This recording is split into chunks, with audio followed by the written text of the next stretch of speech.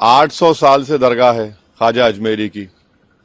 800 साल उस दौर में मुगलों ने हुकूमत की, बादशाह अकबर ने वहां पर बहुत कुछ तामीर करवाया।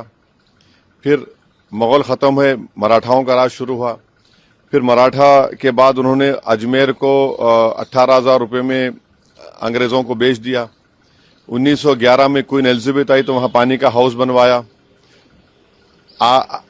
नेहरू से लेकर जितने प्रधानमंत्री बने वो वहां पर चादर भिजाते हैं। आप बताइए क्या करना चाह रहे हैं लोग? आखिर क्यों इतनी नफरत पैदा कर दिए बीजेपी आरएसएस वाले मस्जिद दरगाहों के ताल्लुक से? प्रधानमंत्री नरेंद्र मोदी खुद चादर भिजाते हैं। अब बताइए उस पर क्या बोलेंगे वो? उन्होंने मिनिस्ट्री ऑफ माइनॉरिटी अफेयर्स को पार्टी बनाया तो नरेंद्र मोदी की सरकार उसको बोलेगी कि वो दरगाह है ही नहीं है। प्लेसेस ऑफ वर्शिप एक्ट तो इस्तेमाल ही नहीं हो रहा। लोअर कोर्ट आखिर प्लेसेस ऑफ वर्शिप एक्ट को क्यों नहीं सुन रही है? आप हर जगह पर जाकर बोलेंगे नहीं यहां पर मस्जिद नहीं थी, यहां पर दरगाह नहीं थी, यहां पर कुछ और था, तो फिर कल कोई मुसलमान जाकर कोई बोल दे जाकर के नहीं यहां पर ये नहीं था, यहां पर वो था। कहां रुकेगा फिर ये? रूल ऑफ लॉ कहां जाएगा? डेमोक्रेसी कहां जाएगी? लॉ एंड ऑर्डर कहां जाएगा? हमने देख लिया संभल में 5 लोगों ने अपनी जान गंवा दी। इतना बड़ा गड़बड़ हो गई, वहां पर वायलेंस हो गया। तो ये तो देश के हित में नहीं है।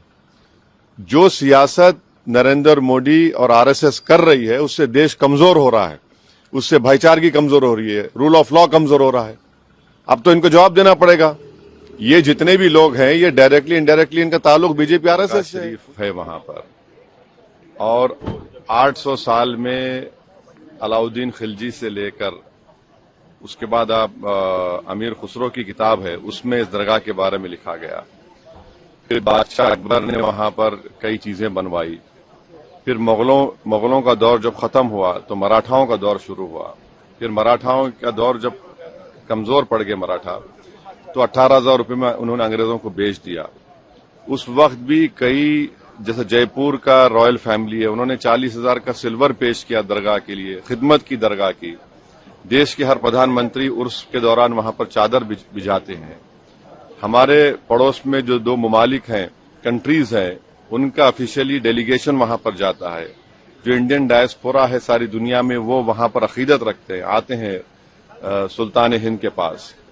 आज अचानक आप ये हरकत कर रहे हैं। तो सलीम चिश्ती की दरगाह नहीं है रहमतुल्लाह अलैह की, और ख्वाजा गरीब नवाज की दरगाह नहीं है। कहां रुकेगा बताइए? ये प्लेसेस ऑफ वर्शिप एक्ट 91 का क्या होगा? क्या अब डीवाईसी चंद्रचूड़ तो अब तो नहीं है, सीजीआई, क्या उनको अब ख्याल आ रहा है कि अगर वो इसको रोक देते?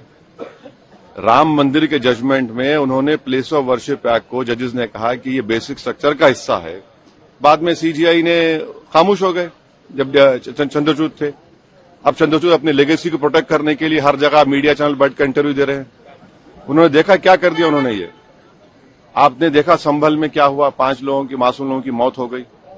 अब भारत सरकार को पार्टी बनाया गया, मिनिस्ट्री ऑफ माइनॉरिटी अफेयर्स को, एएसआई को। अब नरेंद्र मोदी की सरकार क्या वो कहेगी जिस पर नरेंद्र मोदी ने अपनी चादर भिजाई है बहैसियत प्रधानमंत्री कि वो दरगाह है नहीं है? एएसआई क्या बोलेगा?